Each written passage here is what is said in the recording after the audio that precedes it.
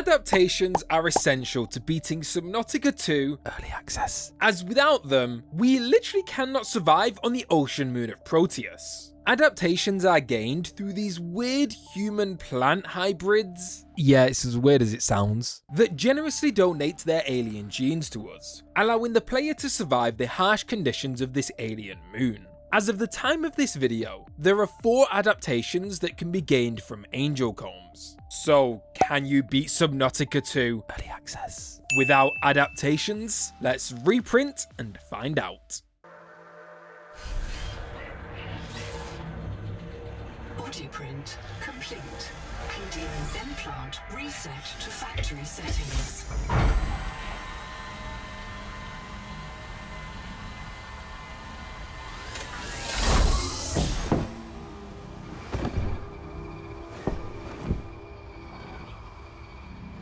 Warning. Atmospheric pressure above human maximum. Projected lifespan 13 minutes. Adaptation required. So upon reprinting, I am reminded multiple times that I'm basically about to die. You are burning in slow motion, under 60 atmospheres of pressure. Oxygen becomes a neurotoxin. Nitrogen bubbles saturate your flesh and pry your joints apart. This is the Noetic Advisor Shell, but we can call him Noah, whose job it is to make sure that we survive on this alien moon. But we're not gonna need him for this challenge run. Instead, we're just gonna ignore him and move on to the next room, past the super important angel comb that would allow me to not die in the next 30 minutes, and pass through the final checkpoint. Scanning for necessary adaptation. Your body cannot survive exterior conditions. Please proceed to the sampling pavilion to adapt. Huh. So it turns out that the game does not allow me to pass unless I have acquired the necessary adaptation. Okay, let's see here. If I click this and wire that to there, and perfect. Hey, welcome aboard, Seahorse. Huh? What? Where am I? How did I get here? Hey, Seahorse, you're gonna love this game. Literally everything is underwater. Wait, really? Yeah, just come over here and touch this. Oh, what's that? Don't worry about it, just touch it. Oh, it feels squishy. Yeah, awesome. Now just come into this room and press this button here. Like this? Yeah, awesome. Thank you, Seahorse.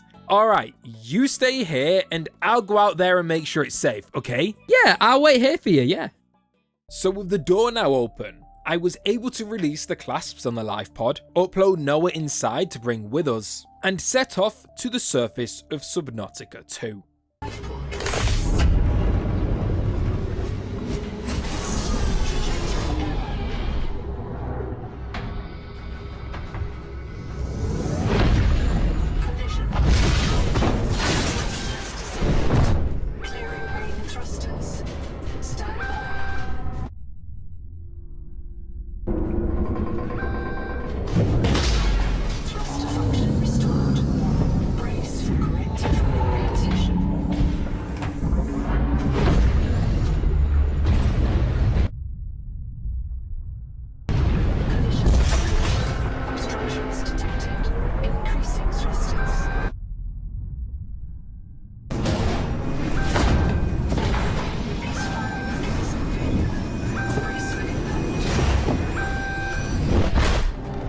You're finally awake. So like every good survival game, my immediate objective was to gather resources in order to survive. Just ignore the fact that I'm in a perpetual state of dying. So I dived into the water below and gathered some fish and materials. The first thing I noticed was that despite the fact that I was underwater, my character had this really annoying gasping cough that constantly played throughout this whole challenge run. This was made even more confusing as for some reason, my oxygen was permanently stuck at 0, yet I couldn't drown, meaning I did not have to worry about my oxygen at all. But upon returning to my life pod, I went to cook my fish only to be met with this message. Yeah, so the second adaptation in Subnautica 2 allows us to eat the local fauna in this ocean. So without it, I cannot eat. But it turns out that it didn't matter at all, as for some reason, if you advance the tutorial without grabbing the first adaptation, your thirst and hunger remains at 100 the whole time. Well, it's never too late for some catch and release. There you go, little buddies. Now, despite my 13 minutes of life expectancy due to my body being ripped apart internally, my health wasn't decreasing.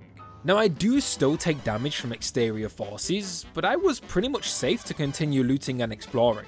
Here is where I found a portable loot locker, which I brought back to my life pod, as well as creating my survival multi-tool. This allowed me to collect further resources, which I then used to craft my air bladder and scanner, which are the two most important tools needed to beat this run. If you didn't know, the air bladder can be used to boost yourself back to the surface of the water, which may seem useless at first since I have unlimited oxygen, but you'll soon see why this was so important. In the meantime, I made my way over to the welcome center and powered it back up with a battery I crafted. And after taking in some important lore, I interacted with the biolab and grabbed my Dash active biomod as well as the Sea Skimmer passive. This allowed me to swim slightly faster against the seafloor and have a dash which was on cooldown, which made for some interesting interactions when combined with my air bladder.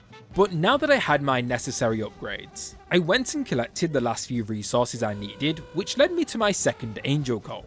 This is the adaptation that would allow me to eat the fish in this ocean. But as we already established, I really did not need this adaptation. Plus, I already feel bad for my previous atrocities. So we'll just head back to the life pod and craft some basic fins. With another improvement to my swim speed, it was now time to make our way to the other side of the map, forcing me to pass through the extreme heat zone, the Collector Leviathan Trench, and onto the alien ruins. But going back to the first obstacle, and that is the heat zone, which will boil me alive without the necessary adaptation. This angel comb is found west of the life pod and requires you to have crafted the sonic resonator in order to clear the infection and gain the heat resistant adaptation. Now, since we are not allowed adaptations during this run, I'm gonna have to find a way through this boiling water with my measly human skin. My first idea involved crafting the tadpole vehicle and hoping that would protect me from the heat, but instead, the tadpole becomes more like an iron bun, which will roast me alive inside that thing. Alright, maybe I could stock up on medkits and heal my way through. I mean, yeah, maybe if I wanted to become a snack for the Collector Leviathan waiting for me on the other end. But that's when it hit me. If being in water boils me alive, what if I'm just not in the water? By combining my air bladder vertical speed with my dash's forward speed, I am able to jump out of the water and dash through the air, allowing me to pass over the heat zone whilst only occasionally dipping in and out of it, basically making me a human shabu shabu. But after some bad inputs on my part, I used my emergency medkit and swam just outside of the heat zone, which kind of just runs through the water in a straight line. Losing a bit of my confidence, I decided to swim alongside the heat zone as I moved further away from my life pod, which was terrifying to say the least. But after a few minutes lost at sea, I finally saw what I have been looking for this entire time. And that is this weird alien structure barely sticking out of the water. So I re-entered the heat zone and bolted straight towards its beacon. Now, you may have noticed that my air bladder glitch all of a sudden improved by a lot. And no, I did not get good. From my research, it appears this glitch is caused by the FPS of the game, and the lower your FPS, the further you go in either direction. I think this is why this glitch works with the air bladder, as the moment you leave the water, you get a tiny FPS drop, which is why you launch in the air. This can then be taken to the extreme with some pretty interesting speedrun tactics. So make sure to subscribe if you'd like to see me beat Subnautica 2 in less than 10 minutes. But going back to the alien structure, and I believe that this air bladder glitch gets a lot easier here due to the game rendering in all the alien buildings, which if you've not seen yet, yeah, they are abundant and massive. So after crossing the heat zone and Collector Leviathan Trench, I had successfully made it to the second half of Subnautica 2. Now, to beat this challenge run and reach the end of early access, I need to get through this door, and to do that, I need to Find and scan 2 feedback sonic resonator fragments, scan the bioscanner fragment, scan the modification station fragment, craft the modification station, craft the feedback sonic resonator, craft the bioscanner, which all need a lot of endgame materials to craft, say hi to Squiddy Boy again, find the 4th infected angel comb, destroy the canker bloom infections on 3 different parts of the angel comb, gain a new adaptation, scan this broken generator part, touch a bunch of alien controls, farm an insane amount of endgame materials, repair the alien generator, touch some more alien parts, scan this other alien to the alien's tower, and finally, the door will open. Phew, man, that's a lot of work. Work that I can't even do. You see, the 4th adaptation allows us to read the alien language on this moon, but without it, I am unable to use the alien touchpads and therefore cannot power the generator to this door. Meaning, despite overcoming the crushing atmosphere of the moon, despite not eating or drinking the tasty looking fish, and despite my freshly cooked meatballs, it simply looks like you cannot beat Subnautica 2 without adaptations. If only this highly advanced and secure alien building had some kind of back entrance or something. Oh. Yeah, so it turns out you can just skip like the whole game and swim directly into the building. Early access. Now there is one thing you must do before entering the structure, and that is scanning this architect's tower. Or is it precursor? I can never remember which one we go with now.